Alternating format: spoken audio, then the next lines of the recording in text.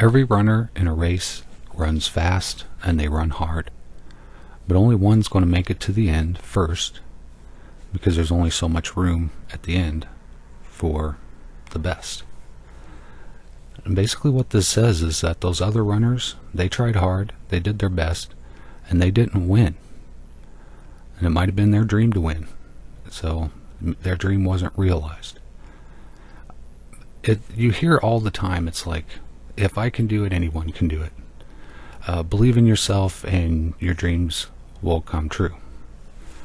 And I really don't like hearing that, honestly, because I think it sets people up for this false sense of entitlement that if you work hard, your hard work will be rewarded, and that's just not always the case.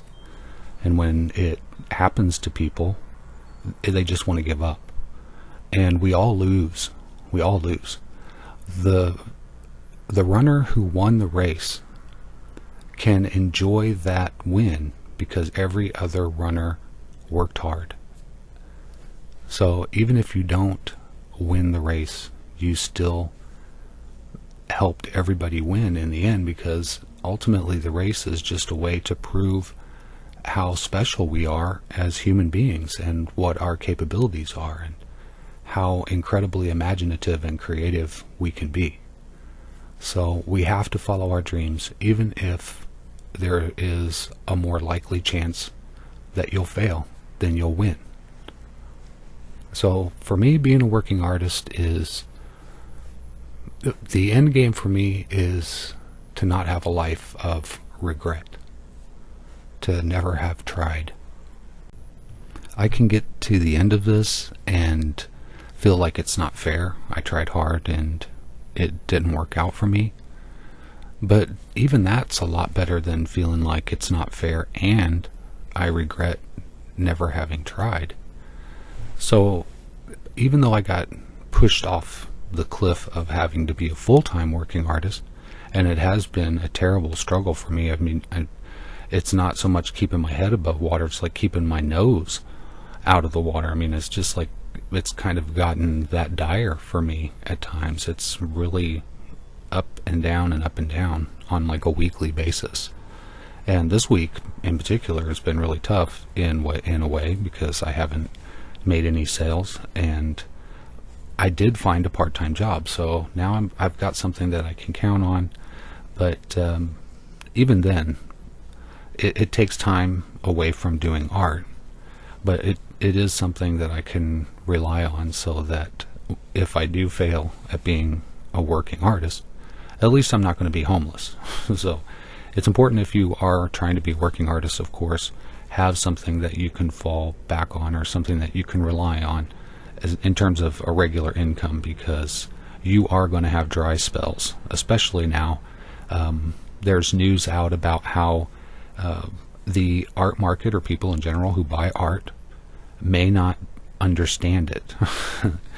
And I'm going to look into this further because I find it really curious. And they're kind of scared of it. They're afraid to invest in art because they are really unsure of what's a good value. And I think this is maybe a factor of how art and humanities is being kind of taken out of mainstream education. But that's just kind of like a side note. For the realities of a working artist, it means that your market is just kind of skittish. It means people are going to plug into what everyone else is plugging into, whether they understand it or not. So you'll get a run on particular artists, and then other artists are just like left out in the rain. So it's kind of like a plateau market, I would call it. It's just oversaturated right now, the art market is. So you really have to differentiate. And even if your work is really good, chances are, if you're notable at all, there's going to be 500 artists knocking you off in a week. So you really do have to get out there, and it's a matter of name recognition and identity. So I'm trying to learn that as a working artist. I'm very shy, I'm very reclusive, so it's hard for me to put myself out there personally as a brand. And that's something that I have to really work on, and I'll have the time now that I don't have to worry about being homeless. I work 20 hours, or if I get 20 hours of pay, like if I had a regular job and was being paid for that kind of work, and I say regular job with a little bit of distaste because I hate it when people call being a working artist not a regular job, but a regular paying job.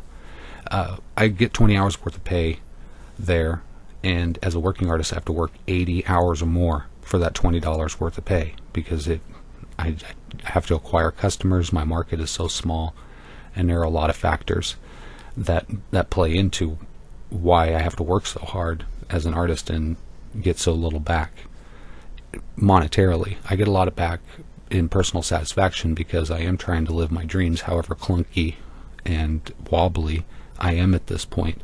But I'm growing as an artist, and it's important not to give up. So my message is just hang in there, don't be discouraged, run as hard and fast as you can, and if you don't win the race, everybody still wins in the end, because you've given it all you got, you've raised the bar, and the world has been able to enjoy the efforts of the human condition. So that's what it means to me to be a working artist and following your dreams. It's not about getting there, it's about how you go about it and what kind of satisfaction you take from that. Well, thanks for listening. I really appreciate it, and wish me luck as I keep going. And if you're out there giving it all you got, good luck to you. And until next time, you guys, take care.